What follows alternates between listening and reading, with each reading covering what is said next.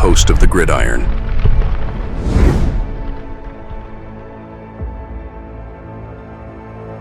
All right.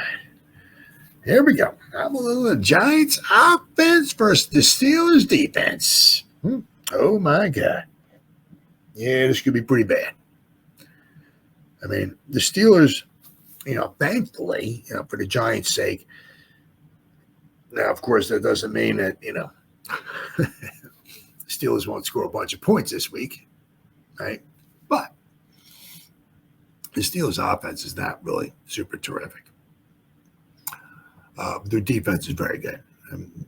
Very solid. Very, very solid. So, with Watt, right? They kind of called him a, kind of like a sleeping giant, I think it was. What are we at here? I got it. Oh, there we go. Oh. Nope. Oh, wait. Yeah, there's somewhere.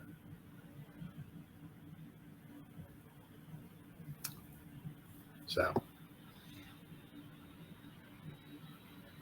obviously, we got the Giants 2-5, travel to the Steelers. The Steelers are 5.5-point favorites, and the over-under is only 36.5 points.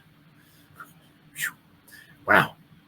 Russell Wilson and the Steelers defeated the Jets last week, 37-15 on Sunday Night Football. So I'll tell you what, if Russell, actually, gets that offense going, I mean, they got the defense. They can make a heck of a run out of it. I mean, that's going to be some good football. Let me tell you what. The Ravens, Steelers, that's going to be some good stuff there. Let me tell you what. Can't wait for those games. But as I said, if Wilson get this offense rolling, oh yeah, watch out for the Steelers. I mean, Tomlin, I'll tell you what, that guy just every year, that's all he does is win football games. What a magician that guy is. Let me tell you what. Giants offense has reverted to the 2020-2021 form. They're tied for 31st in points per game. Giants have not scored 100 points through 7 games. Unbelievable. They have 10 total points in the last 2 contests. Obviously, Andrew Thomas's injury. Joshua Ezeudu started at left tackle. Oh my God, what a nightmare that was. Still, the Bengals and the Eagles were bottom half defenses entering their matchups against the Giants, Giants were at home. Right? And the Giants scored 10 points in 2 games. Now the Giants need to travel to Pittsburgh for a primetime game where Daniel Jones, a quarterback, is, there's only one win in primetime. Giants have not beaten Pittsburgh since 2008. They dropped their last 3 matchups against the Rooney Run franchise. Now, the defensive statistics. All right. Let's see. Their passing EPA is 16th. Their rushing EPA, though, is 1st. Their scoring defense, they only give up 14.4 points per game, which is 2nd. So we have the 2nd best scoring defense going up basically almost against like the worst scoring offense. So you can certainly see where the Giants might score like a point. Might be the only game in NFL history where a team actually scores 1 point. We lose 31-1. Yards allowed, they're 8th. They only give up 298 points per game. Passing yards allowed, 217 yards per game. Rushing yards a game, they're 3rd. They only give up 81 rushing yards per game. Blitz rate, they only blitz 18% of the time, so they don't blitz a lot. Good boy. Pressure rate, 22nd. So they don't blitz a lot, but they don't maybe necessarily get a lot of pressure. But then and the defense is just solid. They don't have to. Missed tackles. They just missed 26 missed tackles. They're 2nd best. So they do a fantastic job of wrapping guys up. Yards after contact allowed, they're the third worst, though. So, sacks, they only have 15 sacks. So they're right in the middle. All right. So they don't get a ton of sacks, a ton of pressure, nothing like that. They're just very solid, very sound, very, very sound defense. And they give up 14 points a game so far.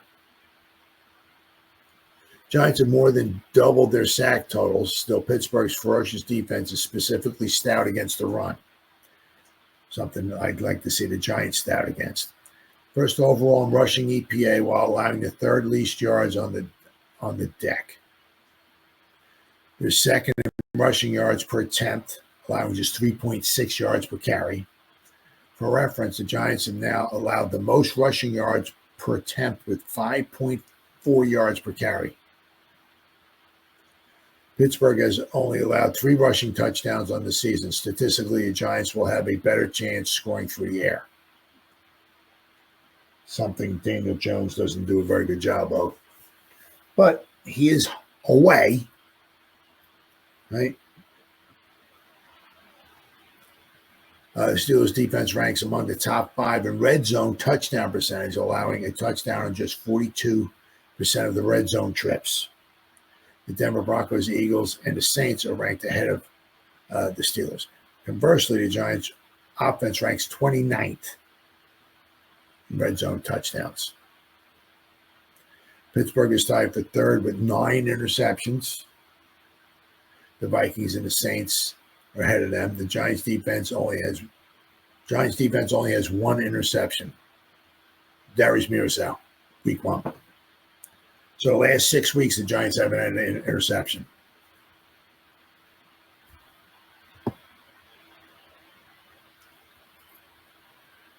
Let's see here. Obviously, let's not forget about TJ Watt. I mean, that dude can freaking go off. So they run a base 3-4 defense with a 2-4-5 nickel package and a 2-3-6 dime package. Obviously, I can't forget about Cameron Haywood in the middle.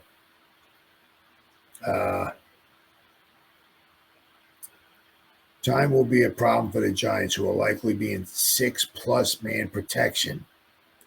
They might be in like 9-man protection. 1 guy running a route for much of the game. Watt leads the team with only 4.5 sacks. He also has 16 pressures. Watt is frequently chipped, and we'll see the Giants right tackle all game. Cameron Haywood leads the Steelers with 22 pressures. He has 3 sacks and can win in multiple ways. It's not just his power. He's a very, very solid interior defensive lineman. Giants will attempt to slow Watt down in a similar fashion to this with a running back. Right, you got the right tackle, right, Illuminor. Maybe you have you keep a running back in to block them or chip them, right? This is from Nick Filato. He does a great job, but I mean he puts his article out. It's like 9.5 pages long. It take me 4.5 days to read his whole article here. Obviously the secondary is very solid. It's just a very well-coached, very solid team. The Giants' offense has no identity, can't move the football or sustain drives. They're going into terrible towel country when the lights are the brightest to play one of the league's best defenses.